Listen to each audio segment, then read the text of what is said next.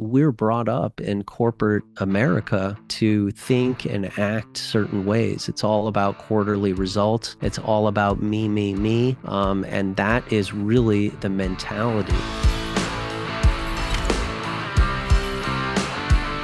Our guest today is a wealth building visionary whose journey began with a passion for uncovering the financial strategies that propel the ultra wealthy.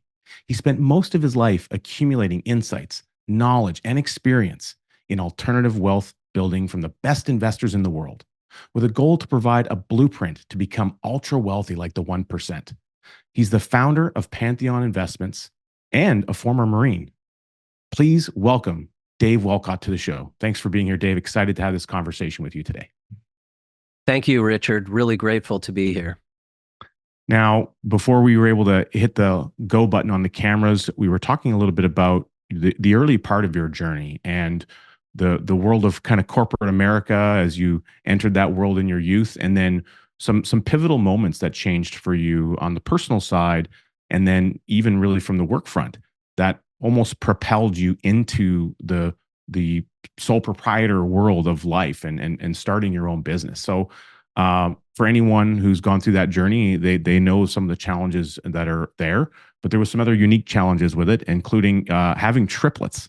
So let's rewind the tape a little bit. Take us back to that point in time of your life as a young man, finding out now that you've got three amazing bundles of joy joining you on the road of life.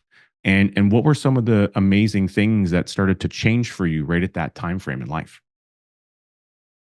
Yeah, so interesting times, Richard. And, just when I thought the Marine Corps was one of the most challenging things that I could do, being shot at and being combat tested, serving our country, envision this. I had an 18-month-old toddler, and my wife and I actually welcomed triplets into the world, quadrupling the size of our family. Now, after the Marines, I had just transitioned into corporate America, and I was working the corporate grind and had been with a company for just about 5 years at the time. And I had an opportunity to actually transition into the tech industry from where I was, which was around global supply chain. And I knew that this was a massive opportunity. I loved the innovation around technology. I just really saw the opportunity that would be exciting, and really the potential to, provide for my family and learn and continue to grow. And I got an offer. And when I told my existing employer that I was going to leave, I was really shocked, Richard, when they told me that I owed them a $72,000 bill if I were to leave. And this was for the contract, breaking the contract early because they had relocated us from New York out to Colorado, and they had paid all of our moving expenses and getting everything set up. So having four young kids, a $72,000 bill, starting a brand new job, right? The odds were stacked against me for sure. But I knew in my heart that the opportunity was just massive, and I had to take advantage of that opportunity. And basically, I was thinking through that I could break even within 2 to 3 years, but the upside potential was that much higher. So I continued to take the job and move forward with that. And what's amazing is I was able to actually turn the entire challenge into an opportunity for me, Richard, which was that I started the job, started earning money, commissions, things were going well. But at the same time, I negotiated really hard with the old company and I started making payments to them for 6 months and then renegotiated the terms to where they dropped 35,000 off of the contract. because they didn't want to set a precedent with the HR community and things like that. But I just really stayed hard to negotiate that. So I basically dropped that bill in half. And then subsequently, what I did was I actually went to their company and some of the relationships that I had. I kind of explained some of the situation, and I actually created a consulting agreement for myself and making 150 an hour. And I started working on the side during the weekends to earn back that money. And so after about 6 months of doing that, I actually ended up coming out ahead, paid off the entire invoice, made some money through the entire transaction. And, my family continued to grow. My new career was taking off as well. But when I really look back at that, it was such a massive challenge. Again, just being, early on in my career and then raising a young family. Now, when this was going on, I'm curious, reflecting back on that, you're, finding out that you have triplets, of course, coming, and the timing of this was the leaving the position right after they were born? Was it within a couple months, or was it like maybe right before they were born? Just give me an idea. It Where were was you within a at? couple of months of them being born. Right. So you're in the process of rapidly changing infants, again 18-month-old, getting a little bit older, moving around, causing havoc in the house, if anything. It was like my kids when they were that age. And meanwhile, you've quadrupled the level of diapers and stuff that you're dealing with. There's a lot going on there. And so I can imagine the pressures that put not just on you, but also your wife and the family and that whole component. What was it that you would say helped you overcome or make that decision that moving forward with the new career was the right path in spite of this roadblock of $72,000 that was sitting there on the sidelines? Yeah, I think, in Brendan Burchard's book, Habits of the Top Performers, the top 6 habits, one of those is necessity. And I feel that I just have this necessity that's in me to basically overcome any obstacle and exceed at all costs, whatever it takes. It's really just, it's so deep ingrained in really who I am that I know no other way but to exceed, regardless of the challenges that come my way. Now, has it always been like that for you, or is there something like maybe through your military career and training that prepared you for that type of decision, do you think? What would you put the onus on for helping you be able to make that confident decision to move forward? Because as we know through our time with strategic coach, confidence creates clarity. Yeah, and I think part of that is really a nature nurture discussion, right? And I believe it's a bit of both, right? So, nature instinctually, right? Or, from everything from my Colby score to really how I'm wired, I really believe that I just have that necessity to, you know, basically outperform and just take on these big challenges, but then in addition to that, in terms of just learning and growing, where I am today versus where I am then, it's amazing. I'll still take on the big challenges, but the resources that I have at my fingertips are amazing. The community that I have, the mentors that I have, the thinking ability to go through and decide whether is this the right challenge to really take on or not. I've really come a long way in terms of that. Looking back, so I think there's a lot of development that can be done with what you're already built with.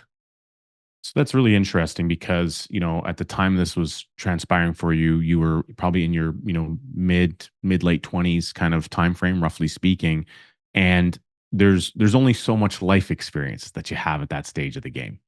There's things you can learn, we can have knowledge, but experience only comes from the doing. It's an after effect, and then you can reflect back on it. And so you've got that time to look back on it now, but at that stage of the game, maybe there wasn't as much of that available. So I'm curious, was there any mentors or people in your life at that time that you could rely on to kind of spitball some ideas through and kind of help you achieve that level of clarity you were looking for to be able to forge ahead? Yeah, honestly, Richard, I wish I really had learned about the power of mentors, right? Early on, transitioning out of the military, really didn't know anything about, mentorship. But what I did have was my experience going through officer candidate school and, becoming a captain in the Marine Corps. I mean, I worked with some of the most amazing people I have ever seen, and in so many different ways, and leadership, teamwork, integrity, rising above in so many different ways, being combat tested, when really lives matter. And at 22 years old, I was responsible for 45 people's lives. I was in charge of 45, people, their lives and millions of dollars of equipment as soon as I graduated college. Not many people can say that or have that type of responsibility. And then, going into a combat situation, where you have to make decisions immediately, right? And it's life or death type decisions. Those are some super valuable experiences that, yes, give you the confidence then to go on and be confident with your decision making capabilities, what you can achieve, how you can, inspire others, and again, teamwork as well. So all of those skills that you identified, although they were very military based, they all transitioned quite effectively into running a business. The same types of skill sets, to manage and run a business, make decisions quickly, are all applicable. Granted, the scenarios very different, though it may seem from some days as economics change and the world changes around us that maybe there is a bit of a battlefield in the entrepreneurial space. I'm curious, what would you say to someone who, as an example, maybe they're watching our program and they too have gone through some of the military experiences or, something of that nature, and maybe they're looking for a direction and the next path. What advice would you give them about being able to take the skill sets that they were able to learn and then applying them to something productive in their future? Yeah, so one of the biggest things I've learned, Richard, around studying the ultra wealthy and what they do, I had Richard, Charlie Garcia had interviewed him on our show, and he runs a community called R360, which is a community of centimillionaires. Average net worth is over 400 million. And he talked about one of the most important traits to people is actually self-awareness, right? So I think the advice that I would give to people, and this really isn't taught to us in schools, right? We might have heard of the Myers-Briggs test or something, right? And I know you're familiar with the Colby test, but we kind of do these things because we have to early on in our careers to get some kind of job or something. But it's that really deep self-assessment and self-awareness of yourself, who you are, really, because there's only one Richard Canfield in the world, right? And what type of impact are you going to make in the world, right?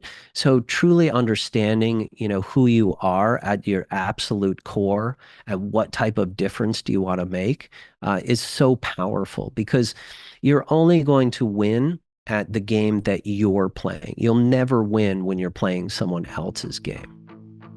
Oh, I love that. And with that in mind, we're going to talk about winning the game and the skills necessary to do so when we come back after these important messages.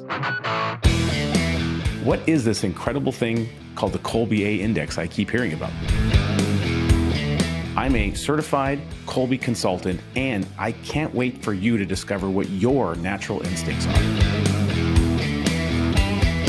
It works incredible for teams, for business owners, in families, with our kids. The more you can develop and understand your knowledge of how you go and get things done in the world and how that happens with the people around you, everything can get so much better.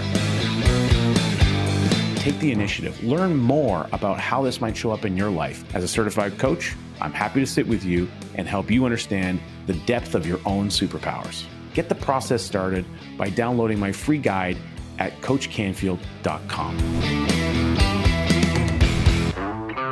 Well, we're back here with Dave, and we are exploring his incredible journey now, venturing into entrepreneurship, starting in the tech industry and building a company. There's some amazing things that happen in that environment when you're building a company. There's also a lot of challenges, and some of them are very unexpected. And you could be on top of the world, and then very quickly, you can move yourself back to the bottom. Now, Dave, your experience of growing this business was a lot of major milestones over the first 5 years until something changed and happened. So, walk us through the next major challenge that you had to overcome in order to keep that business moving forward. Yeah, probably one of the most transformational books I ever read, Richard, was Rich Dad, Poor Dad, and also Cash Flow Quadrant, right, by Robert Kiyosaki, which I'm sure your audience is familiar with. But it was at that point in time that I knew I had to become a business owner and an investor. So entrepreneurship really excited me because I always felt that I could do things faster, better, cheaper than other people when I was in the corporate world. So I finally did make that transition after moving into the tech industry, and after that, so I created a tech consulting business, and things just took off. We leveraged different relationships, expertise, technology, and the business was growing really strong. Super exciting times. We started building a team, and we had double, triple-digit growth over the first 5 years. So high that in the fifth year, we actually won the Inc. 5000 award. And we're having kind of our banner year, just, growth after growth after growth. And then all of a sudden, we literally went through our year-end planning, had really big plans for the next year, Richard. And this confluence of events just really took us by surprise. One of our top employees who was running our consulting division got hired by another company. So he ended up leaving. With that, we lost one of our biggest clients because he was no longer there. So he brought that client with him.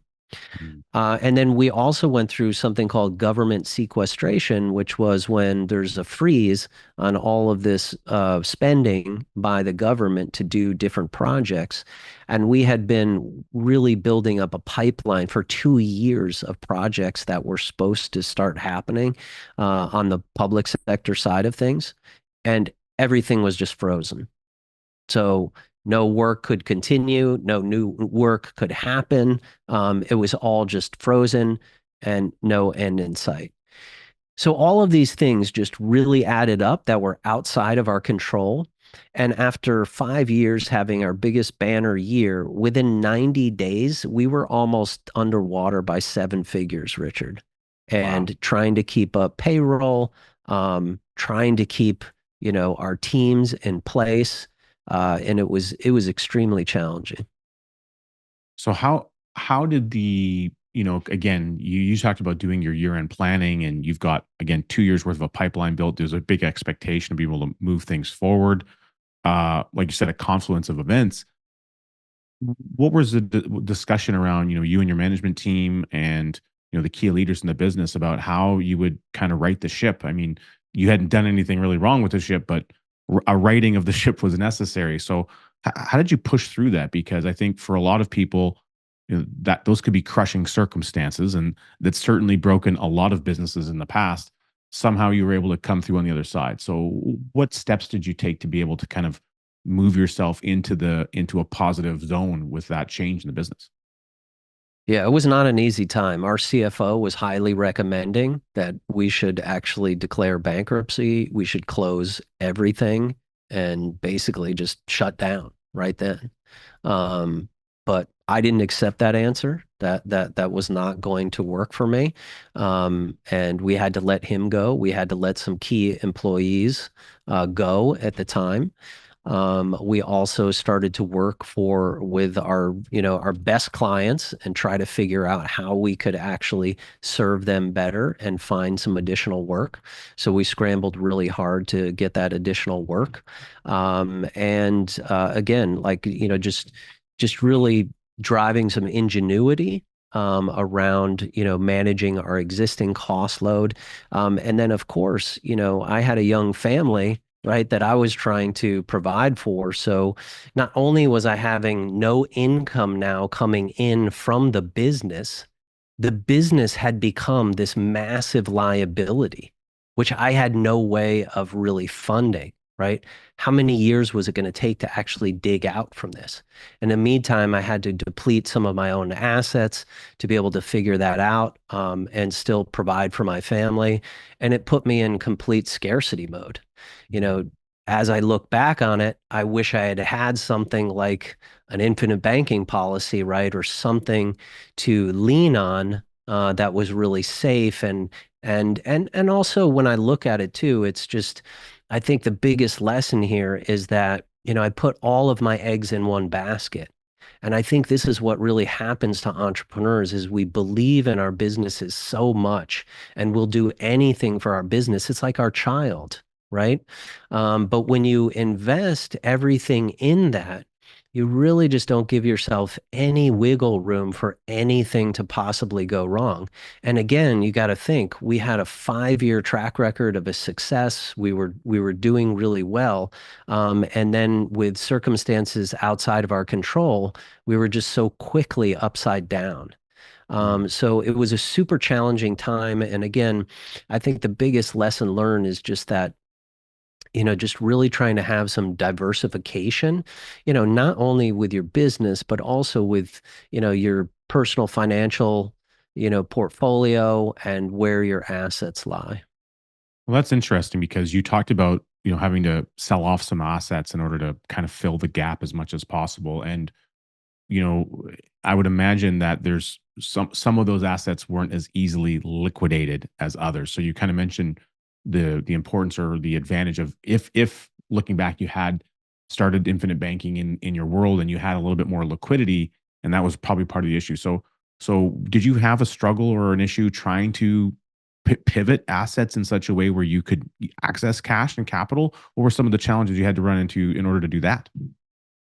Well, it's interesting, right? So we basically had stocks and public securities that we sold. And, what I find interesting nowadays is that, 95% of financial planners that will say one of the greatest things about having stocks, bonds, and mutual funds is their liquidity and that you can sell them.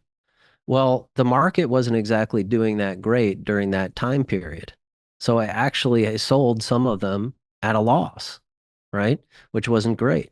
And then conversely, the ones that were doing well, now I created a tax situation for myself, which I also had no ability to handle at the time to pay for additional, taxes come, tax year in April, right? So that was like kind of looming on me.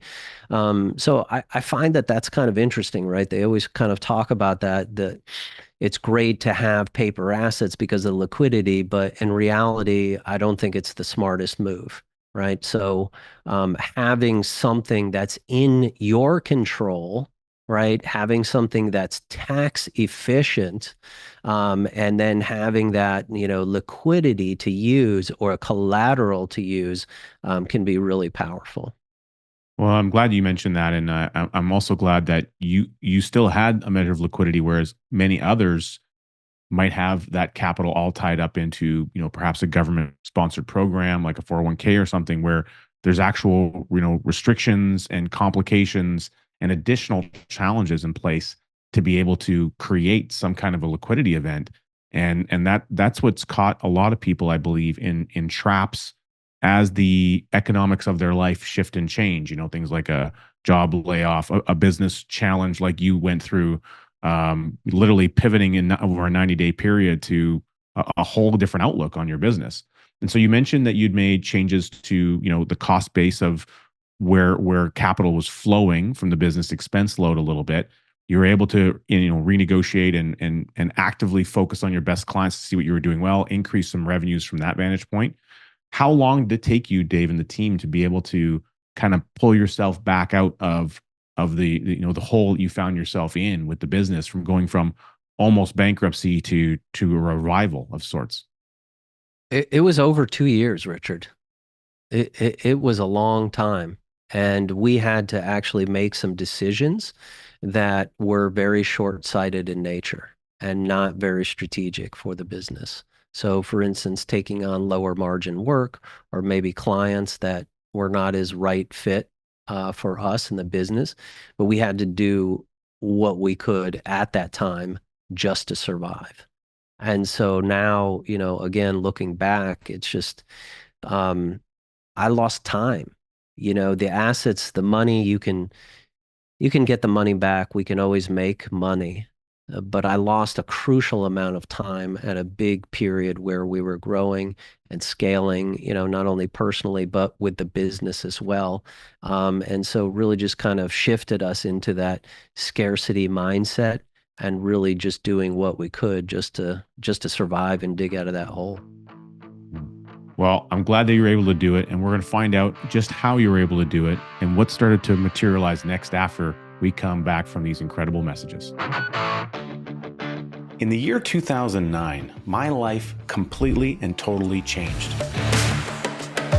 Something momentous and incredible happened to me. That thing was this incredible book, Becoming Your Own Banker. It was written by my mentor, an amazing friend of mine, R. Nelson Nash. It completely revolutionized and changed my entire life.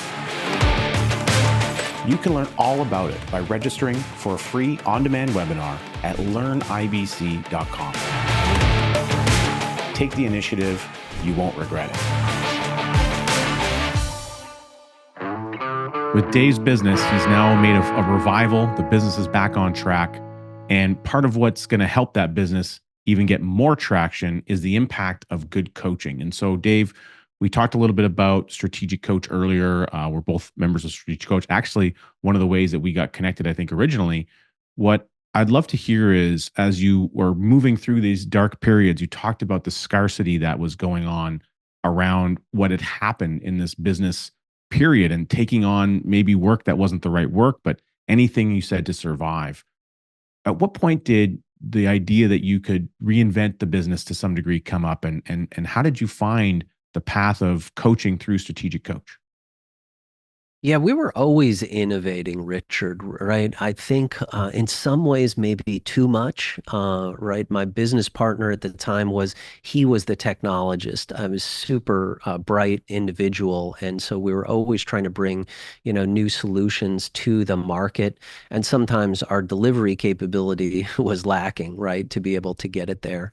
But we did make a successful pivot into kind of a new field and really where the market was at the time. And then, slowly started building up basically our different partnerships, clients, ecosystem, and again, rebuilt some big momentum for us, which ultimately led to us exiting the business and selling the business. And at that time, right, I think coaching was really pivotal because I love how Dan Sullivan likes to talk about thinking about your thinking. And I spent so many times in my career just saying like, I think we're all raised in this culture where I have got to hurry up and get to work, right? I've got to be the last one to leave the office and I have to do all of these things. But if you're an entrepreneur, you're really thinking about work 24/7. I don't care where you are or what you're doing. But I would always think, you just think about maybe those times in the shower, right? When do you have your most creative, most impactful, most powerful thoughts?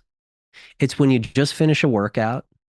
It's when, you're taking your dog for a walk, right? It's those moments with your kids. It's not when you're actually sitting at your computer. So one of the biggest things that I've learned, from coaching, is not only surrounding yourself with other successful people that are like-minded and going in the same direction as you. It's all about like, right, how can we actually put ourselves on the right trajectory, right, to go in this direction that you're trying to go, right, and think about things in a different manner, right? So whether that be different thinking tools or different thinking strategies, I feel that I have much more wisdom to be able to make decisions, much more quickly, Are they aligned with my purpose? Are they aligned with my values and where I'm going? And I think that thinking has just really accelerated my results. And more importantly, I've been able to say no to things a lot Mm. easier. The importance of saying no. I'm glad that you mentioned that. I think that's an understated skill. It's one that I'm still working with to some degree, and I think we're always a work in progress. We're trying to craft away and carve away at the clay that is the future that we're trying to build for ourselves to formulate this incredible vision that we're trying to work and mold it into. With the innovation of having, again, the thinking tools, the strategic coach, and really just being able to be present about how you were looking at the business. I'm guessing that had a pretty pivotal role in grooming the business for eventual exit. Between your business partner and yourself, were you guys, geared towards an exit? Were you planning that, or did it sort of just materialize through the continued effort that you were putting forward by starting to change the way that you were structuring the business? We had always wanted to exit the business. My current business, I don't want to exit, right? This is actually a legacy business that I'm building. But at that time, we were planning for an exit, and there's a lot of power in planning for an exit, right? Because you can actually build systems, processes. You can hire team members that really run it, even if you're not there, right? Which is really the true definition of how Kiyosaki talks about it as a business system, right? It's running without you. Um, so I think that that was a great experience and really culmination point to be able to, create substantial value that someone else saw the value. We were able to, exit, and then really, align to something that was much more in line with my values, my purpose, and where I wanted to go, which is really, my mission now is really trying to, impact as many people as possible to really 10x their wealth. How do they think about wealth, right? So that they can increase their freedom and really live an extraordinary life. That's a beautiful purpose. It's a beautiful thing to be here to do. And I know some of the way that you go about doing that work. From the point that you sold and exited the business, what happens for a lot of people is there's a bit of a honeymoon period. You've had all this work and all this effort and the challenges that you've overcome, and you deserve a bit of a break before you jump into something new. But there's also what I've found in discussing with entrepreneurs, sometimes a rudderless feeling at that point in time in their life, and trying to figure out how to get back on track. You're a very focused guy, Dave. I'm curious, did you go through a similar experience as that, or were you already preempted before you sold the business for what the next thing you were going to be doing was? Yeah, I was really preempted, Richard, because it was back in 2000, back when I was making that first transition into the tech industry that we talked about, where I said I had learned from, Kiyosaki. And so I knew I had to become a business owner and I knew I had to become an investor, but how was I really going to do that? And there was something about that that just resonated so deeply with me and trying to figure that out, right? I didn't exactly know what that looked like. And, while I enjoyed being in the tech industry, it was still more of maybe a job for me versus now I feel that I am mission focused and work is not work, right? It's really my core of what I like to do, trying to serve other people, right? And so I have actually been able to 10x my purpose, right? By being more aligned to where my vision is and where I really want to be. So I think when you can get that clarity and align, towards your vision, and I really kind of always had that vision. I think just selling the business was just one more step along the way that I could get closer, right, to my path. Oh, that's incredible. So, I mean, the importance, I guess, the takeaway there really is to define and refine the clarity of that vision that you have for your future as much as possible, as early as possible, so that you can stay the course, even when things get in the way, as they've done in your experience. So I really appreciate you sharing that, and I think it's interesting because in the path that you're on now, You're looking at, I mean, the wonders of technology changing and things around us, the types of way that information can get to people's hands, which maybe wasn't as prevalent in the earlier years of your life. What do you notice about the way that you're looking at Pantheon investments and the structure of how you go about focusing the energy to fulfill that mission now in relation to how you're innovating in the space? What is something that really is exciting you about the future today and how you're operating towards this bigger vision? Yeah, really appreciate that question, Richard. And I feel as if we are so unique in how we're doing it, right? And what we're doing is we're serving our clients, right? It's all about value creation. I think so many businesses out there are all about they're trying to scale, they're trying to make more money, they're trying to get more influence and do all these things, but it's very self-centered, right? It's just internally focused. So we like to be really externally focused, and we're creating lifetime relationships with our clients. I got to tell you this story, Richard. I mean, I almost came to tears just this morning. I got a call from one of our key clients who's also been a friend for a long time, many, many years of mine. And he called me and he said, Dave, of all the things that you've done for me, all the investment help you've given me, all of these things. He said, here's the biggest ROI that there is. You just saved my life today. And he found out, so as part of our virtual family office, we have an extension with a precision medicine doctor and his team that's very advanced. It's kind of similar to Life Force, what Tony Robbins is doing and all that. But they identified a tumor that could have been cancerous and basically taken him out. But part of the preventative diagnostics really identified that for him.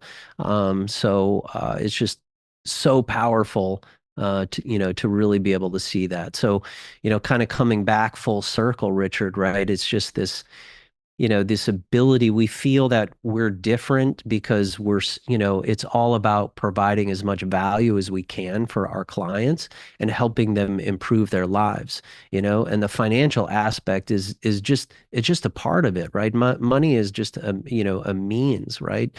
But how can you live your life better, right? How can you create more freedom of time, right? Freedom of relationships and purpose in your life, right? Increase your health.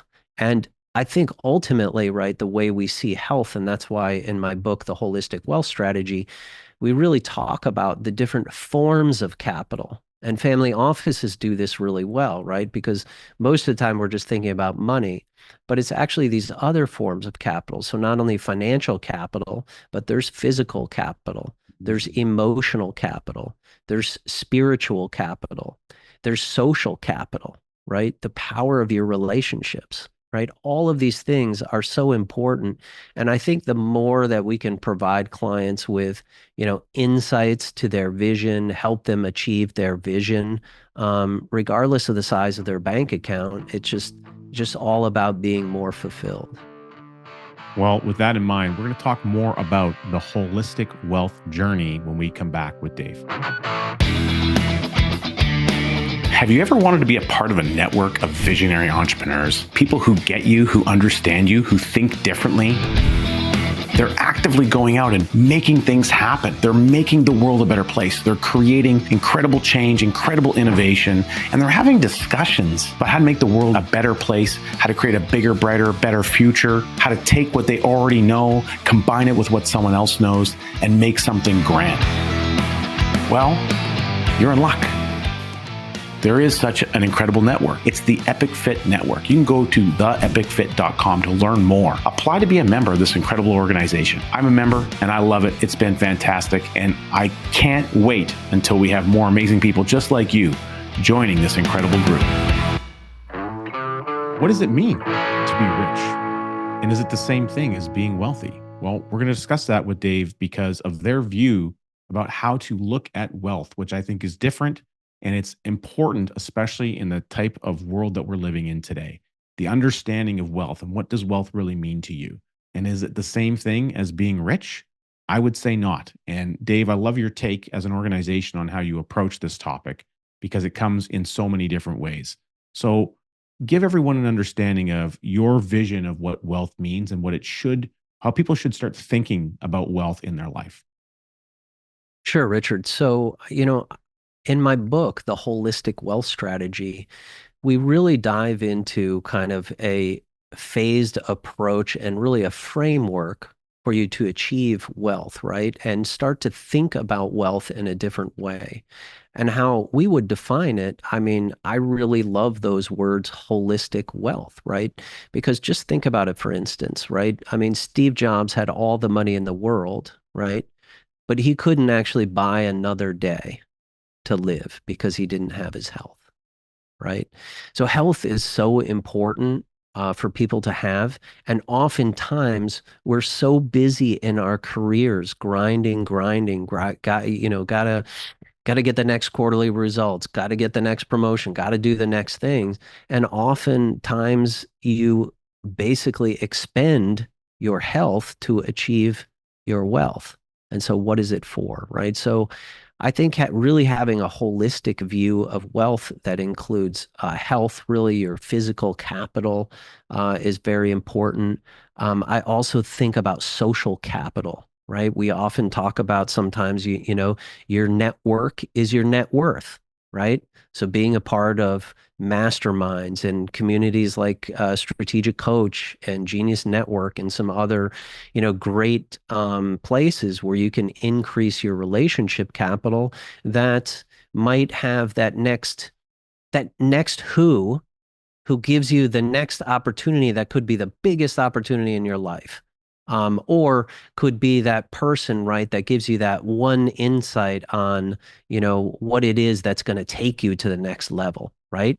Or maybe it's a referral to that doctor who you didn't even know you needed, who just saved your life, right? So relationship capital is so important. And of course, there's a spiritual capital aspect as well, right? And having mindfulness, understanding that there's a higher cause. I think that's very important for people. Emotional capital is so important as well, right? And that's why in our book, we start off with mindset. And one of the reasons why most investors lose is because they don't manage their emotions well. And people are actually reacting to what's happening in the market. They're going, they're checking all the news because of the campaign that's coming up, the presidential campaign in the US, and trying to see, okay, well, how am I going to make my decisions investing? If this party gets in or that party gets in, or what's happening with interest rates, right? And they're really just moving things too quickly, right? But you want to be able to have a growth mindset, right? So you can see things in a different way versus having a fixed mindset. And so to me, that's how we really define wealth, right? It's this comprehensive view of all of these dimensions of capital, because once you actually have enough financial capital, that next deal or opportunity that doesn't necessarily make a meaningful difference in your life, it's you can only increase it so much, right? So where are you going to drive that fulfillment from, right? Is it through your purpose? Is it through increasing your health? Is it through increasing your relationships, or maybe more meaningful connections with your family? So all of these things. Well, it's a well-rounded look at things because it's a little bit about balance, but it's so much more than that because it's about where you're putting your time and your attention to. And I think it's very easy for us to have our time and attention focused on things like the bank account, the expense load, the net worth statement, the balance sheet, all these things that are calculable measuring sticks that we can work from because there's something specific about seeing a number that lets you say, oh, well, here's how I can either increase or improve that number. There's a target that you can easily set. Whereas it's more difficult to measure things like the emotional bank account, the spiritual bank account, the health bank account you can measure pretty good. But so some of these things are a little bit more defined in our mind's eye and as we go about the world, partly through maybe the training that we received, the experiences that we have over life. And it's a little bit more difficult to think about the ones that are, I'll call them mysterious in their analysis and how they feel. And so I like to talk about the importance of getting clear on the decisions that you make behaviorally. And sometimes we make decisions that are, as an example, a lifestyle decision versus, say, a financial decision. I'll give you an example, Dave, and I'll walk you through it. So recently, about a year ago, I got some artificial turf installed in our yard. Now, that is a financial decision. It had a cost. We had to pay people to come and do all that work, but it was a lifestyle financial decision. But that lifestyle financial decision has actually added and increased my emotional bank account with my family and just in general, how I feel about everything and my energy. So it was a well worthwhile decision for me. And I'll expand on it a little bit more. I took a policy loan from my infinite banking system. I used that to pay the contractors. The contractors came in and did the work. And while it was happening, my kids got to watch it take place. So we got to have a conversation, a deep, memorable conversation about value and value creation and the value of having someone to come and do that hard, laborsome work that we didn't have to. And I explained how I could have done the work and we could have done it together. We might have saved some money, but my back would have hurt. The physical element would have been impacted by that. It would have taken more time. That time I wouldn't have been able to have conversations like this with you and meet with my own clients. So there was all these ripple effects of that decision. Now we've locked that moment in time. And so anytime that we're out in the yard and we're on the grass, we can now have, I can bring my children back to that moment in time. So the value that that will create over their lifespan, that I can always draw them back to that memory, I think is tremendously valuable. Plus, we're not upset or angry because of the way the yard looked before, and the frustrations that we had are all gone and disappeared. So now my kids can play soccer. They can do all these things they weren't able to do before because of the quality of the yard previously. And again, it's a physical thing with a financial connection, but the purpose and the value that's being created from it is completely, disconnected from those two elements. Does that make sense? Yeah, it makes perfect sense. And I think one way for the viewers out there to really kind of, understand how to incorporate this into their daily lives is really its investments and its expenses, right? So everything I do in life is an investment. If it's an expense, then I really don't care for it. Okay, we have a few that we need to do, like let's say pay tolls. But in reality, I actually, part of the reason I pay tolls is because I can save time. So I actually just bought back some time. But things like investments, so, a similar story, we're actually in the process of building our dream house. That's been, 2 years in the making. Another year, it's going to be significant outlay. And, one could easily say, hey, this is, so expensive, all the costs and the things that you're doing. But the way I see it is such an investment for me and my family. So now I'm actually going to become a grandfather in October. So really excited about that and the next generation coming along. And so we want, our kids to have a reason to come back and visit us and spend quality time with them. So when we can build this amazing environment and then create really neat activities that we can all bond together, it's going to be so much more richer, to be able to do that. So I see the entire thing as an investment. And even the same thing, and I grew up in a household where, we didn't go out to dinner a lot. It was expensive. We didn't have the money, right? Because it was all around scarcity type of mindset. But nowadays, even if I don't have the capital or whatever, I'll take my family out to eat. And you know why? Because there's no distractions, there's no phone, there's no running anywhere. We're all together, we're all in a new environment, and that quality time you will never ever get back. So going out to dinner is an investment.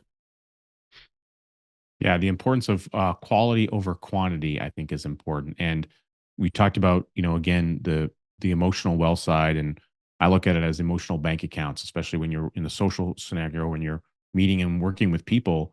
How are you investing in the relationship, and where are you able to make a deposit into an emotional bank account of someone else?